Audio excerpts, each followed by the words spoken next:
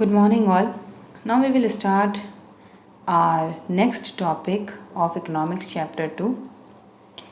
How to protect workers in the unorganized sector, because we already studied about organized sector and unorganized sector. Organized sector in which the employees get all the benefits like HRA, medical facilities, then provident fund, then pension, all facilities. But unorganized sector where employees are not able to get all these facilities. Okay. So now how to protect workers in the unorganized sector? The organized sector offers jobs that are the most sought after, but the employment opportunities in the organized sector have been expanding very slowly, क्योंकि वो बहुत ज़्यादा increase नहीं हो पाती है, क्योंकि अगर ऐसा होगा तो फिर एम्प्लॉयज़ को बहुत सारे बेनिफिट्स देना पड़ेगा, which is not possible for every organise sector. वो नहीं चाहता है कि हर इतने सारे वो बेनिफिट्स दे. It is also common to find many organized sector enterprises in the unorganized sector. तो कई बार ऐसा ही होता है कि कई ऐसे सेक्टर्स होते हैं जहाँ पर एम्प्लॉय होते हैं बट वो इतनी सारी बेनिफिट्स अपने एम्प्लॉयज़ को नहीं देते हैं. They adopt such strategies to avoid taxes and refuse to follow laws that protect labourers. तो कई बार क्या करते हैं, वो कॉन्ट्रेक्चुअल रखते हैं, अडॉक बेसिस रखते हैं. उस केस में क्या होते हैं कि उनको वो सारे बेनिफिट्स अपने लेबरर्स को नहीं देना पड़ता है. As a result a large number of workers are forced to enter the unorganised sector jobs which pay a very low salary. They are often exploited and not paid a fair wage. इसीलिए लोगों को unorganised sector में काम करना पड़ता है where the salary was very low. Their earnings are low and not regular. वही होता है, रेगुलर जॉब नहीं होती, आज काम है कल काम नहीं होगा, इसीलिए प्रॉब्लम्स आती है. These jobs are not secure, security भी नहीं होती and have no other benefits.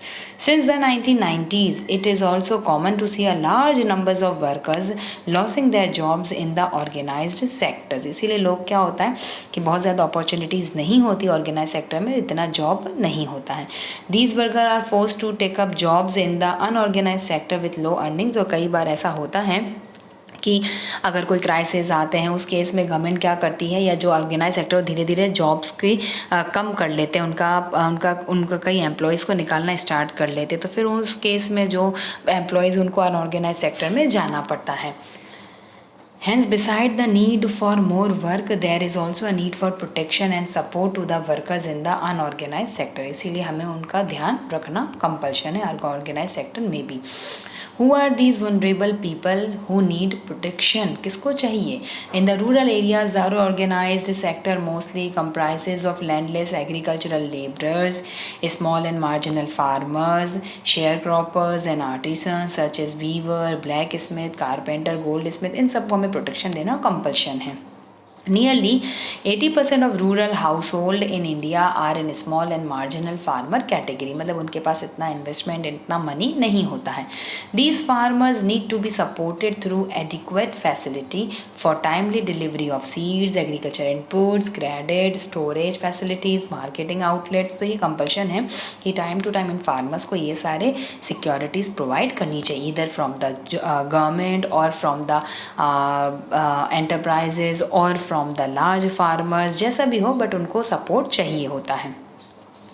In the urban areas, unorganized sector comprises mainly of workers in small scale industries, casual workers in construction. वही casual workers वही होते हैं जो daily wages होते हैं, आज काम है कल काम नहीं होता है, ये trade and transport etc. And those who work as street vendors, head load workers जो सिर पे बोझा ढोते हैं, garment makers, rag pickers जो कचरा और बिनने वाले होते हैं etc. Small scale industry also needs government support for procuring raw material and marketing of output. Small scale industries होती है जहाँ पर लो इन्वेस्टमेंट में और लो मतलब लेस लेबर्स के साथ वो इंडस्ट्री स्टार्ट करते हैं, बट गवर्नमेंट को उनके सपोर्ट करना पड़ता है. स्मॉल स्केल इंडस्ट्रीज़ में आप कैसे करोगे, लाइक जो ये टिश्यू पेपर बनाते हैं, मैच स्टिक बनाते हैं, कैंडल्स बनाते हैं, ये सब जो होते हैं ना, इनको स्मॉल स्केल इंडस्ट्रीज़ बोला जाता है, जिनमें इन्वेस्टमेंट बहुत ही कम होता है. तो इसको भी गवर्नमेंट को इनको भी प्रोटेक्शन देना कंपल्शन होता है.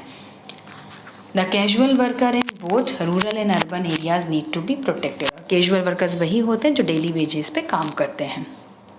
We also find that majority of workers are from scheduled castes, tribes and backward communities find themselves in the unorganized sectors.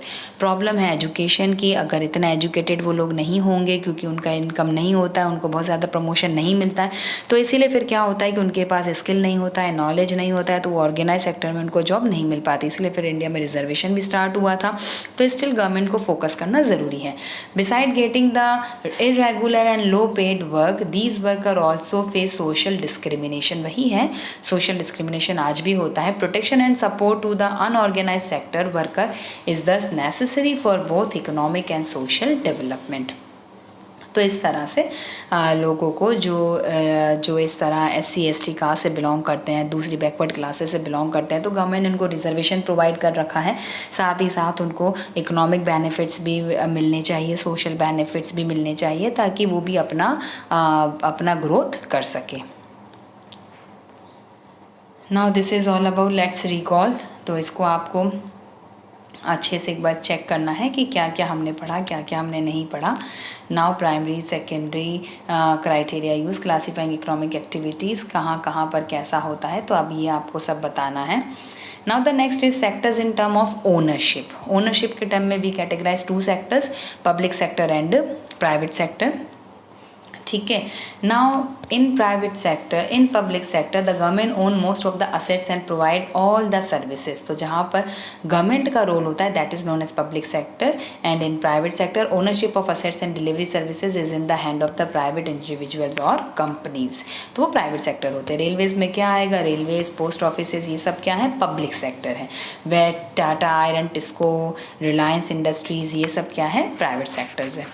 Activities in the private sector are guided by the motive of to earn profit. The private sector work for profit maximization, whereas public sector work for social welfare. To get such services, private sector also collecting money from thousands of people who use these facilities is not easy, even if activities in the private sector are guided by the motive to earn profits.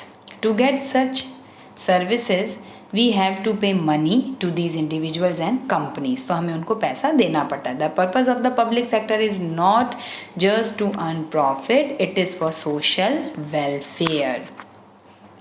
Government raise money through taxes and other ways to meet expenses on the services rendered by it. Modern day governments spend on a whole range of activities. What are these activities? Why do government spend on such activities? क्यों government करती है? Because कई ऐसे sectors होते हैं जहाँ पर government काम करती है for the social welfare of the people. Because अगर वो प्राइवेटर्स को दे दिया जाएगा तो प्राइवेटर्स they work for only their profit, तो वो सोशल वेलफेयर नहीं कर पाएंगे। There are several things needed by the society as a whole, but which the private sector will not provide the reasonable cost. Why? Some of these need spending large sum of money which is beyond the capacity of the private sector, and also collecting money from thousands of people who use these facilities is not easy. तो ये काम सिर्फ कौन करवा सकता है? Government करवा सकती है। Even if they do provide these things, they could charge a high rate for their use. समझ में आया?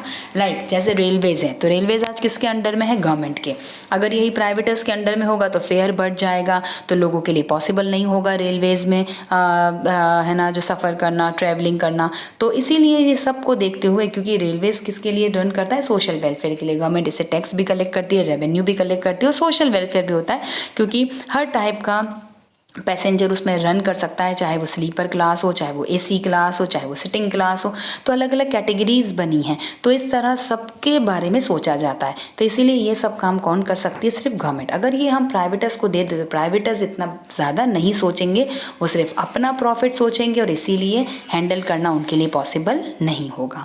तो इसीलिए रेलवेज हैं, लाइक इलेक्ट्रिसिटी है, डैम्स बनाना, रोड्स कंस्ट्रक्शन, ये जनरली ज़्यादा से ज़्यादा इसमें वेटेज, लाइक डिफेंस है, वेटेज किसको दिया जाता है? गवर्नमेंट को दिया जाता है, क्योंकि गवर्नमेंट इसमें सोशल वेलफेयर को ध्यान में ज़रूर रखती है। Like construction of road, bridges, railways, electricity, irrigation, dams, ये सारा, तो ये जनरली किसके हाथ में होता है? गवर्नमेंट के। These are there are some activities which the government has to support. The private sector may not continue their production or business unless government encourages it. तो इसमें प्राइवेट सेक्टर तब तक काम नहीं कर सकती जब तक गवर्नमेंट उनको सपोर्ट ना करे. जैसे electricity, selling electricity at the cost of generation may push up the cost of production of goods in many industries. Many units, especially small scale industries, might have to shut down. अगर खाली प्राइवेटर्स के हाथ में छोड़ दिया जाएगा electricity तो वो क्या करेंगे, ज़्यादा चार्ज करेंगे. तो कई इंडस्ट्रीज़ हैं स्मॉल स्केल जहाँ इलेक्ट्रिसिटी का यूज़ होता है तो उस केस में उनको प्रॉब्लम आ जाएगी, उनको बंद हो जाना पड़ेगा. तो इसलिए गवर्नमेंट अपने हाथ में रखती है ताकि गवर्नमेंट उनके अकॉर्डिंग ही चार्जेस लेती है. ठीक है, तो इस तरह से कुछ चीज़ें जो होती है वो गवर्नमेंट को ही अपने कंट्रोल में रखना पड़ता है. Many units, especially small scale units, might have shut down. Okay, government here steps in by producing and supplying electricity at rates which these industries can afford. Okay, तो इस तरह गवर्नमेंट को इंटरफेयर करना compulsion होता है. Similarly, the government in India buys wheat and rice from farmers at the fair price. हमने पढ़ा है ना मिनिमम सपोर्ट प्राइस. तो जब प्रोडक्शन ज़्यादा हो जाता है तो गवर्नमेंट सपोर्ट देती है किसको, फार्मर्स को, और वो उनसे परचेस करती है, फिर बफर स्टॉक करती है and at the time of need government फिर उस बफर स्टॉक का यूज़ करती है. This it stores in its godowns. हो गया सारा. बफर स्टॉक करती है, राशन शॉप पर यूज़ करती है. ये we all studied about in chapter in class 9th. Okay, so the government has to bear some of the cost. मैंने बताया था ना minimum support price, we already studied about all these things in our class 9th. There are a large number of activities which are primary responsibility of the government. The government must spend on these. Providing health, education is one of the example. We have discussed some of these issues in the first chapter. Running proper schools, providing quality education, elementary education, ये सब किसका duty है, government का duty है. Similarly, we know that nearly half of India's children are malnourished and a quarter of them are critically ill. So infant mortality rate ज़्यादा है. उस case में हमें क्या ये सब कंट्रोल कौन कर सकता है, गवर्नमेंट करता है. तो government also needs to pay attention to aspects of human development such as availability of safe drinking water, housing facility for the poor, food, nutrition etcetera. It is also the duty of the government to take care of the poorest and most ignored region. Okay, तो ये सब है. तो इस तरह से ही सारे sectors को गवर्नमेंट ध्यान देती है. Private sector, public sector, organise sector, unorganized sector, primary sector, secondary sector, tertiary sector. This is all about different sectors in the Indian economy. Okay, so this is all about the chapter 2. So just read the whole chapter again. Okay, thank you. Have a nice day.